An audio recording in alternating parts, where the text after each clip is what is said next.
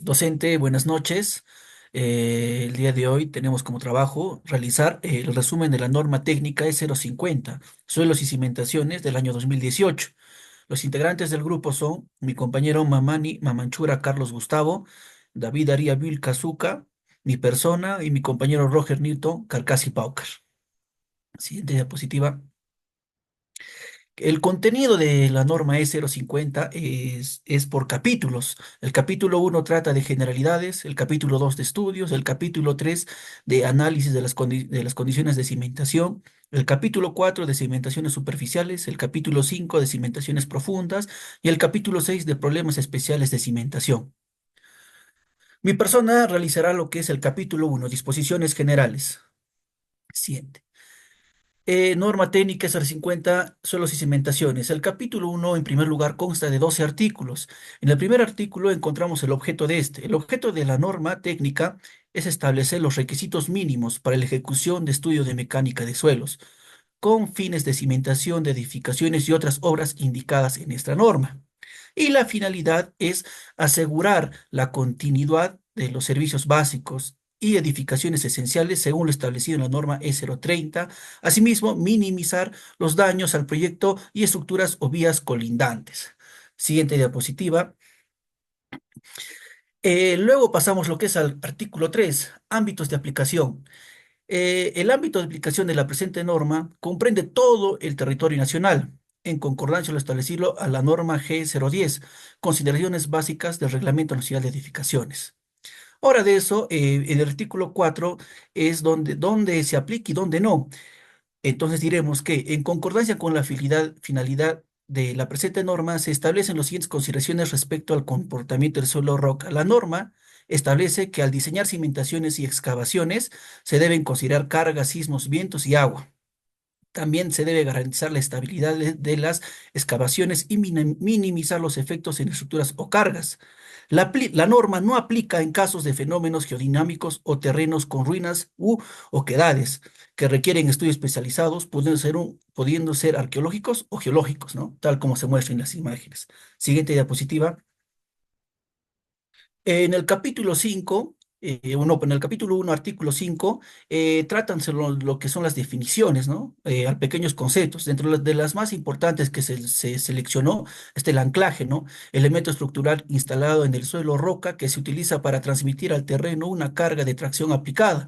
Luego tenemos la cimentación, ¿no? Elemento que transmite al suelo las cargas de la estructura. Luego tenemos el suelo colapsable, suelos que al ser humedecidos sufren un asentamiento o colapso relativamente rápido, que pone en peligro a las estructuras cimentadas sobre ellos. Luego tenemos el bulbo, el elemento estructural de acero fijado al suelo o roca mediante material cementante. Luego tenemos el cajón, elemento prefabricado de cimentación que se construye inicialmente hueco, ¿no? Para posteriormente ser rellenado. Y al final tenemos el pilar, ¿no? Elemento de cimentación profunda con diámetros mayores a 90 centímetros. Siguiente diapositiva.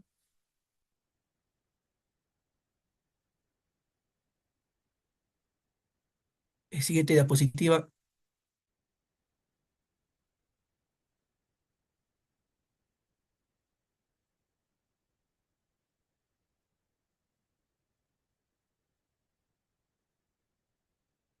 David. Eh, Luego tenemos el artículo 6, ¿no? Que dice obligatoriedad de los estudios. Los casos donde existe obligatoriedad de un estudio de mecánica solo son los siguientes. Tenemos edificación con gran cantidad de personas, ¿no? Ahí vemos en el ejemplo, ¿no? Pues un estadio, colegios, hospitales. Siguiente, tenemos edificaciones que requieran uso de pilotes, ¿no?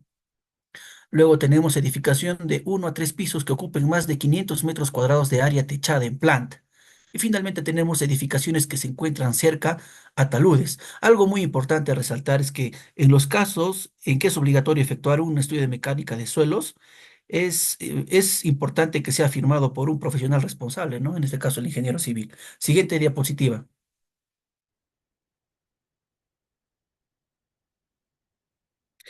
Casos donde existe obligatoriedad de elaborar un informe de estudio de suelos. Son tres puntos, ¿no? Condiciones de cimentaciones conocidas, ¿dónde es? En terrenos de suelos uniformes. Luego tenemos características del edificio, para áreas techadas de hasta 500 metros cuadrados, de hasta tres pisos y sin sótano. Y exploración geotecnia, se deben realizar al menos tres puntos de exploración hasta 3 metros de profundidad, ¿no? Esto es en un caso de un ITS, ¿no?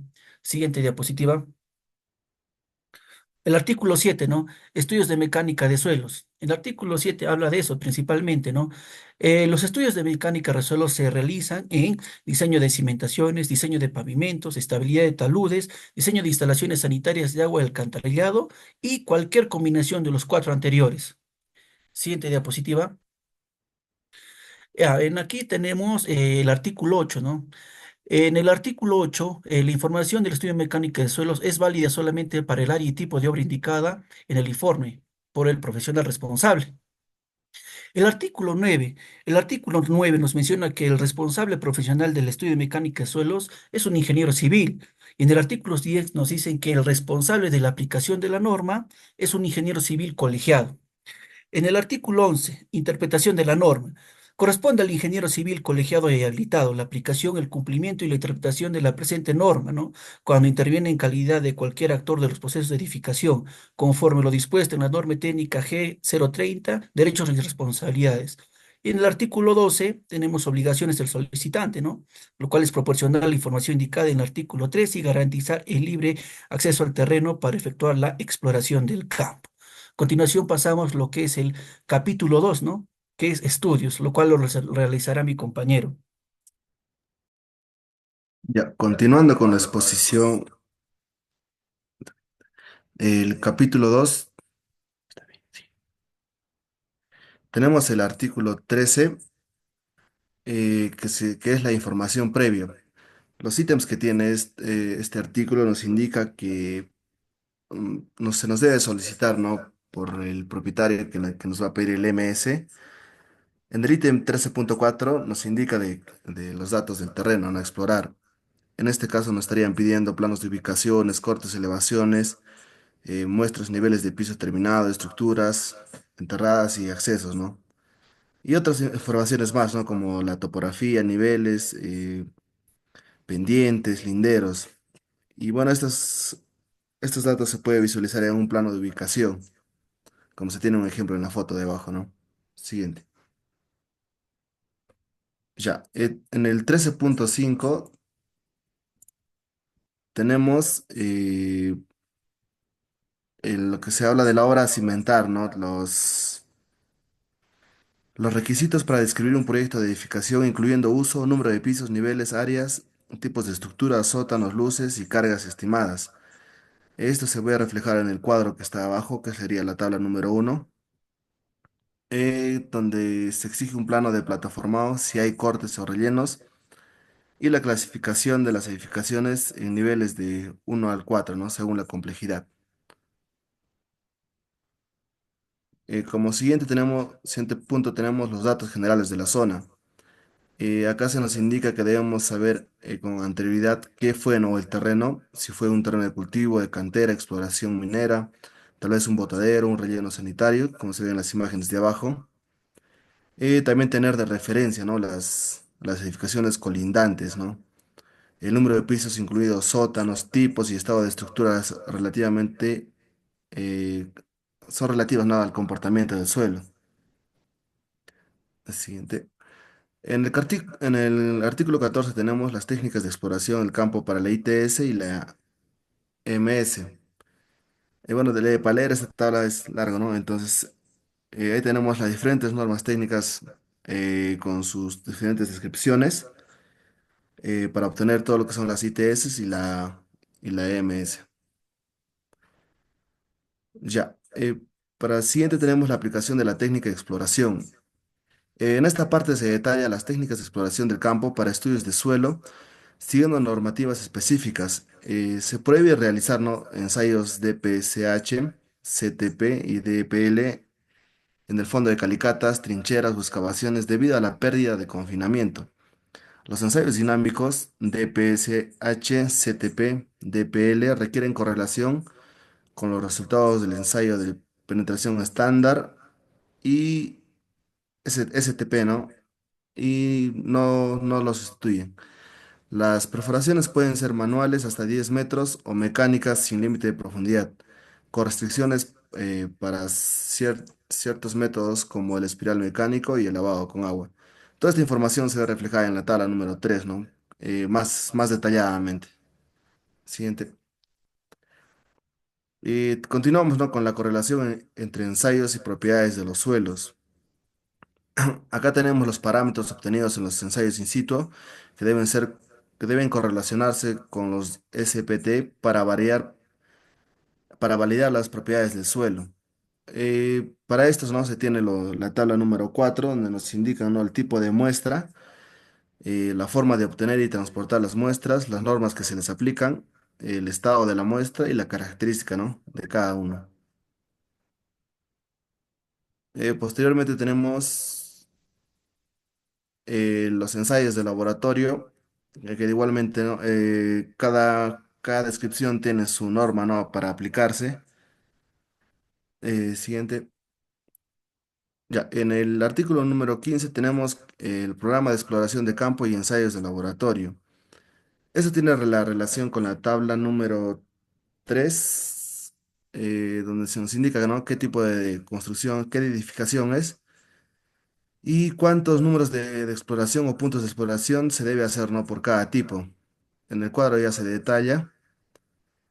Siguiente. Ya, por siguiente punto tenemos las profundidades, ¿no? Que sería en este caso la P. Es mínima a alcanzar en cada punto de exploración. Los cimientos superficiales se determinan de la siguiente manera. Ahí tenemos las dos fórmulas, la edificación sin sótano y la edificación con sótano. Ahí se indican, se puede ver, ¿no? Claramente la edificación y cuáles son las medidas, ¿no? Que está tomando y aplicar, ¿no? La fórmula que está en la parte de arriba, ¿no? Siguiente. De igual manera acá, ¿no? Tenemos más gráficos de distintos tipos, ¿no? De edificaciones o casos en los que se pueden aplicar las fórmulas.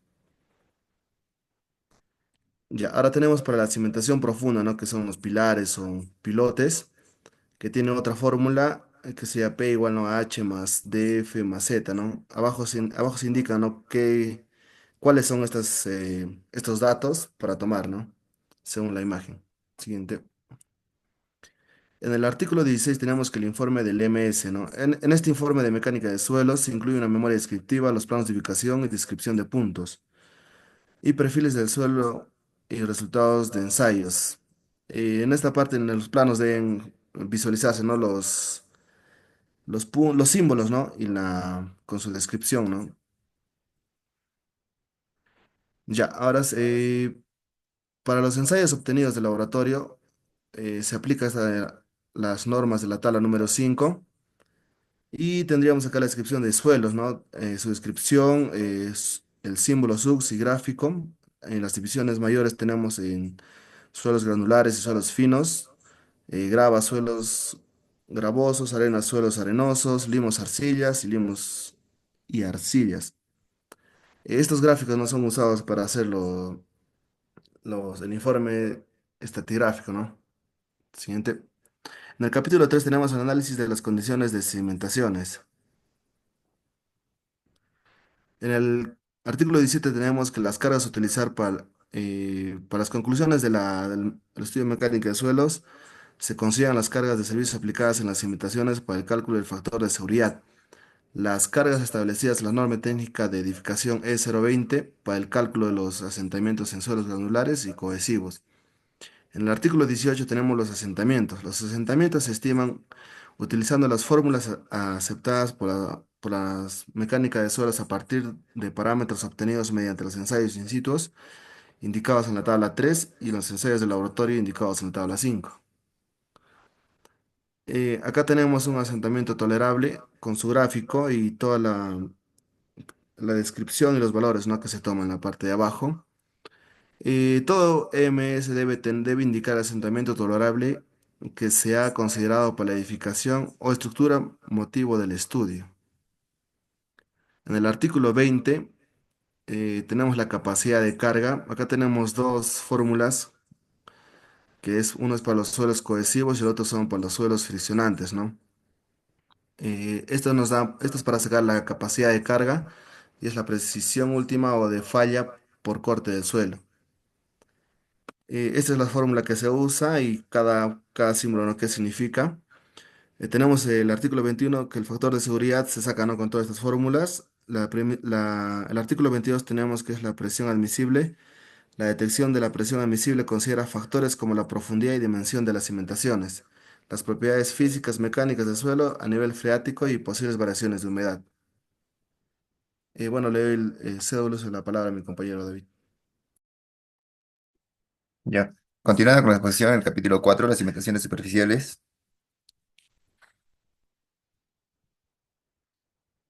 Las cimentaciones superficiales, como definición, tienen aquellas cimentaciones que se pueden usar en zapatas aisladas, conectadas, combinadas, o cimentaciones continuas, o cimientos corridos y las plateas de cimentación. Para hallar estas zapatas de superficiales, tenemos una ecuación, que es la ecuación del área, del área tributaria, que Q sería la fuerza, y B y L sería, digamos, el ancho y el largo, ¿no? Estas también se pueden hallar de acuerdo a esta ecuación. En los de tipos de zapatas de cimentación superficiales tenemos la cuadrada, tenemos la rectangular y también tenemos la circular o la continua, como se ven en imágenes. También tenemos la zapata combinada, ¿no? Como se ven en las imágenes. En el artículo 24 tenemos en suelos que no están permitidos para apoyar cimentaciones. En este tipo de cimentaciones o de suelos que no están permitidos están los controlados o no controlados, y en este caso serían las brumas o la parte que tiene a harto material orgánico, ¿no? O suelos orgánicos. En caso del artículo 25 nos explica sobre los rellenos. Los rellenos artificiales, de acuerdo al material que lo constituyen, pueden ser materiales seleccionados o materiales no seleccionados. Los materiales seleccionados, de acuerdo a rellenos, pueden ser, según establece la norma, de 7,5 centímetros o 3 pulgadas con 30% o menos de material retenido en la malla 3 cuartos o contenido de material que pasa en la malla número 200 o menor al 50%, ¿no? Como se puede ver en la imagen, es un material seleccionado, y como se puede ver en el material no seleccionado, son materiales que tienen abundante bruma o materiales que, digamos, no son adaptados para recibir cargas, ¿no? Cargas admisibles. En caso de rellenos artificiales tenemos los tipos de rellenos controlados y no controlados. Como se ve en la imagen, tenemos una imagen de cómo se ve la diferencia entre relleno controlado y no controlado. En caso del capítulo 25,4, rellenos controlados o de ingeniería, estos rellenos controlados tienen más o menos el 12% de finos, se compacta con una densidad mayor al 90% de la densidad máxima seca con el método de ensayo próximo modificado, según la norma NTP 33991.41, en todo su espesor. Otro factor que debe tomarse en cuenta es que se tiene o menos del 12% de fino, se compacta a una densidad no menor del 95% de la máxima densidad seca del suelo con ensayo próstata modificado, que también de la misma norma en todo su espesor. Como se puede ver en las imágenes, se puede ver rellenos controlados. Rellenos controlados o de ingeniería, también otros tipos, estos en este caso ya son los rellenos no controlados, que no cumplirían con las anteriores especificaciones. Estamos hablando de rellenos que son naturales o rellenos, digamos, este, pueden decirse de rellenos de basura o desmonte que se han podido encontrar en algunos sitios, ¿no? En caso del artículo 26, habla de la profundidad de la cimentación. Esta profundidad de cimentación tiene varios factores, como ha explicado anteriormente el compañero. Eh, para revisarlo a detalle, se puede ver la imagen de la derecha, que se puede, digamos, puede variar entre la profundidad, el ancho, la altura, el sobrecimiento y todos esos factores que pueden influir en la profundidad del cimiento, ¿no? De la cimentación. Otro factor que influye en la profundidad de cimentación también es la carga que se va a aplicar durante el suelo o a la cimentación, ¿no? Es, Otro artículo 27, la presión admisible, que esta se determina según lo indicado en el capítulo 3, que ya lo explicó el compañero. En el artículo 28 tenemos las cargas excéntricas para cimentaciones que tengan el punto de apoyo excéntricas al centro, que lo recomendable sería en el centro. Con estas ecuaciones se pueden hallar las cargas excéntricas. Se van a tener que hallar en dos tipos de ecuaciones, en el eje X y en el eje Y, como se muestra en la primera ecuación. En la segunda ecuación se van a hallar el largo y el ancho, ¿no? Como se ven, como un sub B y un sub L. En el artículo 29 tenemos las cargas inclinadas. El artículo 30 también explica sobre las cimentaciones o superficies o taludes o cercanía, ¿no? Estos serían ya momentos de cargas o cargas excéntricas, que van a haber dos o tres tipos. Una son las cargas equivalentes, que como pueden ver en las imágenes, y también tiene su fórmula, que sería la carga equivalente, que sería M sobre Q. La Q sería la fuerza. Y también tenemos la B y la C, que serían otra forma de hallar cargas excéntricas, ¿no? En zapatas o en cimientos rectangulares y en cimientos también circulares, ¿no? Y en el capítulo 5 le paso al compañero.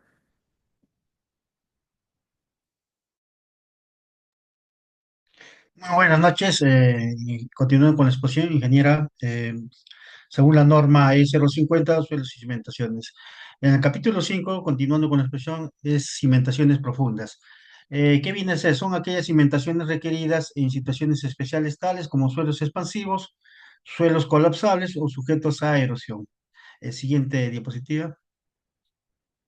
Tenemos algunas condiciones que deben hacer obligatorio el uso de las cimentaciones profundas, ¿no? Tenemos A, cuando el estrato o estratos superiores del suelo son altamente compresibles y demasiado débiles para soportar carga transmitida para la estructura, ¿no? Siguiente, en el punto B, cuando estas cargas son fuerzas horizontales, ¿no?